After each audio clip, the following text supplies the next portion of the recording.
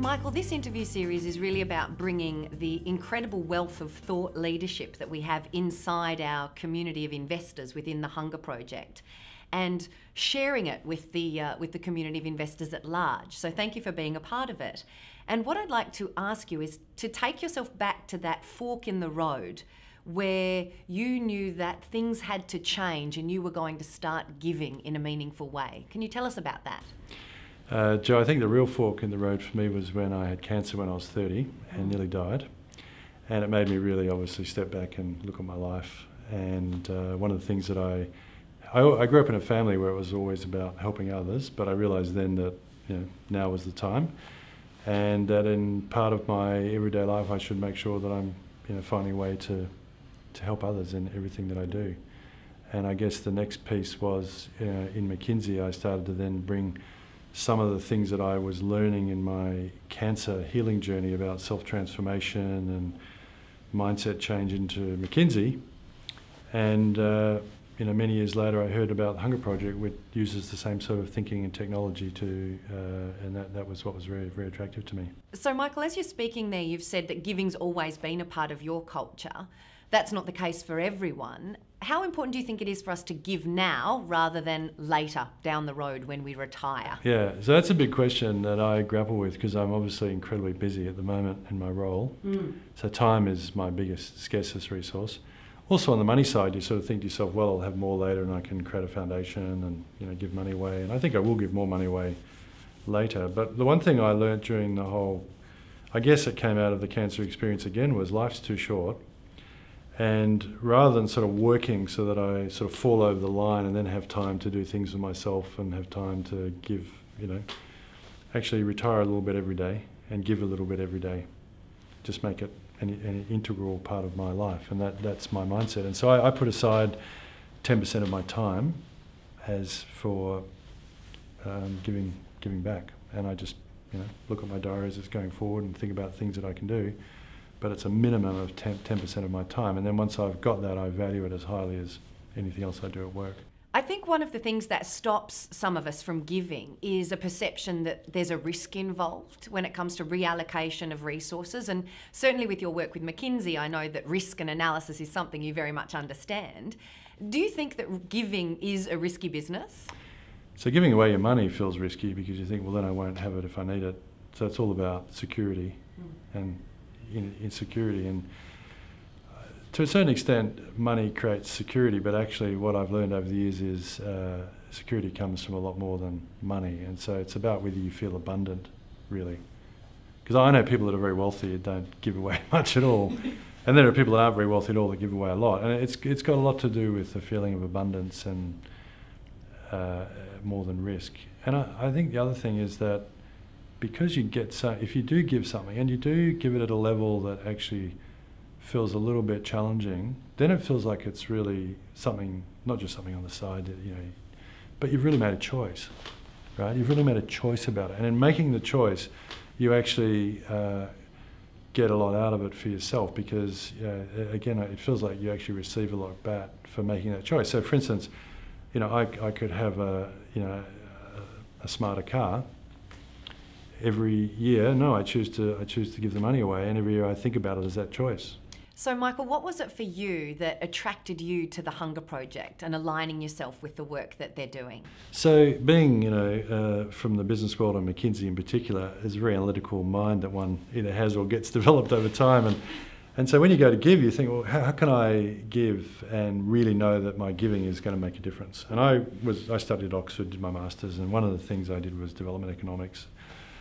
And unfortunately, it was pretty frustrating because all the research in development economics says very little makes a difference.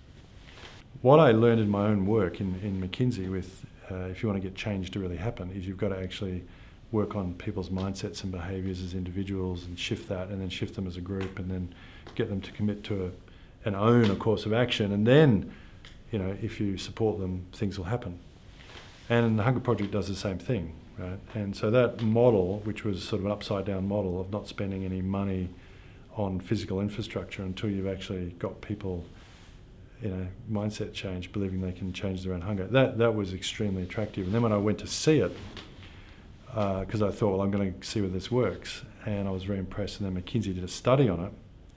And the study came away just incredibly compelling, that this is the most cost-effective and most sustainable model that we've seen in development pretty well anywhere in the world. So that then gave me the confidence that this was where I should give my hard-earned dollars, because it'll have the biggest impact. So, Michael, on that, I'm interested in what parallels you see between what it takes to change a culture inside an organisation, which you do obviously every day with your work with McKinsey, and what it takes to change a culture inside the villages where the Hunger Project is working. What parallels do you see?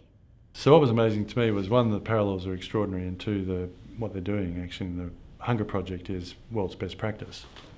And I know that because in my role in McKinsey as leader of the global practice, I got to really see what world's best practice is. And the key principles that we learned the hard way, I guess, on the business side, and we took a lot of this from psychology, is that organisations don't change, people do. Right? So the first thing you have to do is get the individuals to shift their behaviours. And if you get enough of them, a critical mass of them shifting their behaviour, then the organisation will change, or the village will change. And Hunger Project uses the same model. It's about helping individuals shift into a mindset that they can actually solve their own hunger. And it's the same thing we have to do in change in businesses, move people from what they call in psychology an external locus of control. In other words, it's happening to me, I can't change it, it's all too hard, too much red tape, they'll never do it, to I can change this, I can drive this, I can make it happen. And then if you have an organisation doing that, what you do is you create an organisation of owners who will feel like, I'm going to make this happen. And that's effectively what they do in the Hunger Project. So they go in and they actually work with people to change their mindsets and their behaviours and their beliefs that drive their behaviours. And they do that in a group setting so that everyone sort of aligns around that.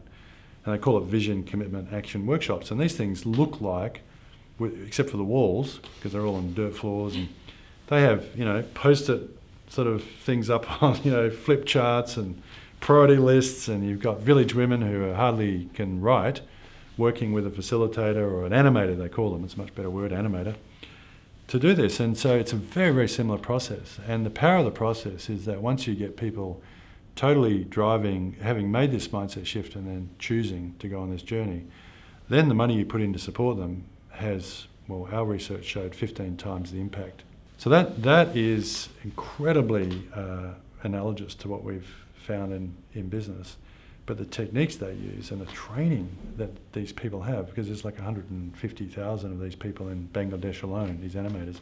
The training, when I sat down and I went and sat through the training programs, they're as good as the training programs that we do for our change champions in a big organisation, where we're teaching them these same skills of how you facilitate people, how you work with groups. So it's very, very, very advanced and very, very consistent with the best of what's happening in business. If there were one thing that we, as part of this community of difference makers, could learn from the people in the villages, what would that be? Courage. So when you go there, and we took a group of leaders from Australia there, and they see what these people, particularly what these women do, and what they're up against, and the courage they have, and you come back to your own organisation and all the little problems that you thought were that difficult are recalibrated enormously, and they're suddenly that difficult. So I think that's the big takeaway you bring back. It's just that we often think of these people as being somehow lesser than us because they don't live in the way we do. Actually, they're incredibly talented and courageous people that just are in a different system. And the courage it takes to actually work and shift that system from within is much greater than the courage we display inside our organisations or our society shifting things. So courage is the one thing that I think we can learn from them and bring back.